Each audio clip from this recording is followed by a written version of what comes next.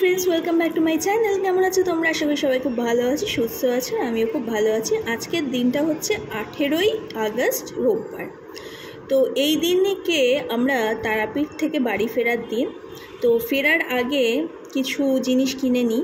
ফার্স্টেই চলে এসেছি কাকাতুয়াতে তো প্যাড়া কিনতে।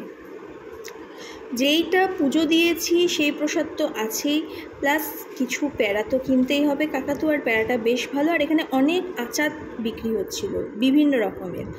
আমি প্যাড়া কিনে নিলাম। এখানে সবচেয়ে হায়েস্ট যেটা আছে 400 টাকা কিলো, তো ওটাই নিয়েছি। বেশ ভালো খেতে। আমি বলছি না যে কম দামি প্যাড়াগুলো বাজে খেতে, এটার মিষ্টিটা কম, তাই জন্য এত দামটাও বেশি, আর কোয়ালিটিও খুব ভালো। আর এখানে কাকাতুয়ার আচারও কিনেছি, আমি মিক্সড আচার কিনেছি, আর কিনেছি কুলের আচার। এটা বোধহয় 250 গ্রামের মতন আছে, 50 টাকা করে নিয়েছিল এক একটা বয়ম। ঠিক আছে, টেস্ট করেছিলাম, পরে ভয়েস ওভারটা দিচ্ছি তো অনেক পরে, তো টেস্ট করার পরেই তোমাদের সঙ্গে বলছি বেশ ভালো ছিল।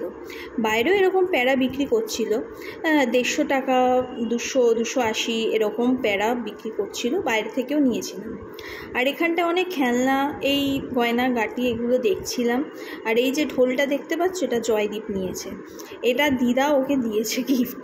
হ্যাঁ, তো তারপরে আর আমি এটা নিয়েছি, এই যে ডগিটা বেশ ভাল লাগে, মাথাটা নাড়ায়, এই যে ব্ল্যাক কালারের ডগিটাই আমি নিয়েছি, জানো তো, এটাও দিদা আমাকে দিয়েছে।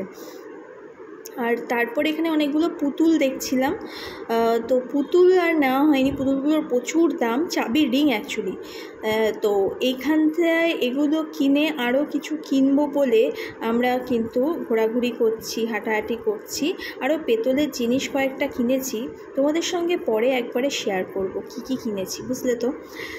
তো জয়দীপের মার জন্য কেনা হয়েছিল, আমার মার জন্য কিনেছি, আমার মা আবার জয়দীপের মার জন্য কিনেছে, দিদার জন্য কিনেছে, এই সব কিছু কেনা হয়েছে। তারপরে ল্যাংচা কিনতে চলে এসেছি। এখানে ল্যাংচা বেশ টেস্টি, শক্তিগড়ের কাছে তো এই ল্যাংচাগুলো আগেও খেয়েছি। তো এইটা হচ্ছে সবচেয়ে কম দামি ল্যাংচা, তার প্রাইস ছিল 7 টাকা করে পিস। তো আমি এই ল্যাংচাগুলোই নিয়ে নিয়েছি, বেশ গরম ছিল বলে ভালোও লাগছিল।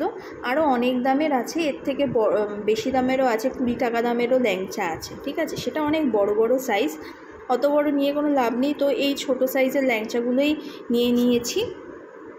তাও আমি কত টাকার নিয়েছি বলো তো, আমি প্রায় 20 পিসের মতন নিয়েছি, বুঝতে পেরেছো। তো এই ল্যাংচা নিয়ে নেওয়ার পর আবার আমরা যাচ্ছি আবার অন্য জায়গায়। এরপর যাব হচ্ছে হোটেলে, ফিরতে হবে, সব কেনাকাটি হয়ে যাবে। আমাদের তারাপীঠের জার্নি আজকের মতন শেষ হচ্ছে, হোটেল থেকে বেরোবো। আর এই দেখো সব কিছু রেডি হয়ে গেছে, তারাও দেখাচ্ছি। এখানে দেখতেই পাচ্ছ প্যাকিং পুরো কমপ্লিট। আমরা তোড়জোড় করছি কখন আমরা বেরোবো। বাড়িতে যাচ্ছি, মনটা খারাপ করলে চলবে না, তো যাই হোক আমাকে অনেকটা ফ্রেশ লাগছে। এদিকে পাও ব্যথা, খুব প্রচণ্ড পরিমাণে ব্যথা, বুঝলে তো। পরে বলছি সেই কাহিনিটা, আগে লাগেজ তুলছে সেই দাদাটাকে দেখিয়ে নিই, অটো দাদা। এই দাদাই কিন্তু কালকে মানে আগের দিনে যে ভিডিওটা দেখেছিলে ম্যাসেঞ্জোর বক্রেশ্বরের যে ট্রিপ করেছিলাম শান্তিনিকেতন, তো এই দাদাটাই নিয়ে গেছিলো। বেশ ব্যবহারও খুব ভালো, বুঝলে। তো ব্যবহারই তো আসল পরিচয়, তাই না, মানুষের। আর এখান থেকে পেছনে একটা ওই অটো দাদারই চেনা জানা কেউ উঠে গেছিলো, সে আবার পোজ দিচ্ছে বিনা কারণেই। যাই হোক, এখানটা সবাই আমরা যাচ্ছি স্টেশনের দিকে। আমাদের ট্রেন ছিল প্রায় 2:10-এ, আর আমরা এখান থেকে বেরিয়ে গেছি 1:45, কেন কি 12:30টার মধ্যে হোটেল ছেড়ে দিতে বলেছিল, তাই জন্য ছেড়ে দিয়ে তারপরে অটো দাদা কাছে মানে ডাকলাম, ডেকে তারপরে গেলাম অটো করে।